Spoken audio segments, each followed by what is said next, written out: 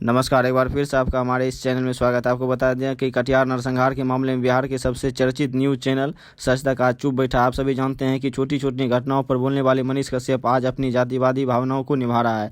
जब ब्राह्मण और बनिया के खिलाफ जेएनयू में लिखा गया था तो वह माइक लेकर दौड़कर जेएनयू चले गए थे। उन्होंने छोटी छोटी कई सारी घटनाओं पर अपना रिपोर्टिंग किया है, जैसे आरती छोटू विवाद, शकील मियाँ विवाद। जबकि कटिहार में 7 यादवों की हत्या हो जाती है तो उस पर मनीष कश्यप एक बार भी रिपोर्टिंग करने नहीं जाते हैं, वहाँ एक बार भी देखने तक नहीं जाते हैं। आप सभी को अच्छी तरीके से पता होगा कि मनीष कश्यप भूमियार जाति से आता है, इसीलिए वह अपनी जातिवादी भावनाओं को निभा रहा है। वह अपने जात के खिलाफ कभी नहीं बोलेगा। अपने आप को सन ऑफ बिहार करने वाले और सन ऑफ बिहार बोलने वाले और बिहार को बदलने वाले मनीष कश्यप आज इन सभी कारणों से उन पर सवाल खराब होता है।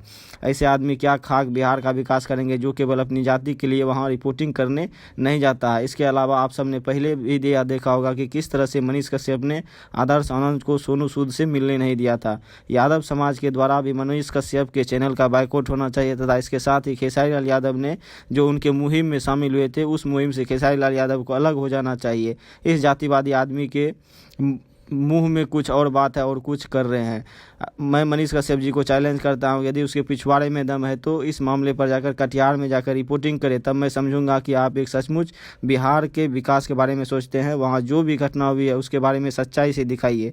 मनीष कश्यप के द्वारा इस मामले को दबाने का भी प्रयास किया गया था। आपको बता दें कि भागलपुर में जो नीलम देवी और शकील मियाँ का घटना घटा था, इससे पहले ही यादवों का हत्या वहाँ हो चुका था कटिहार में। इस पर भी उसे जानकारी होने के बावजूद भी वह वहाँ रिपोर्टिंग करने नहीं गया। कटिहार में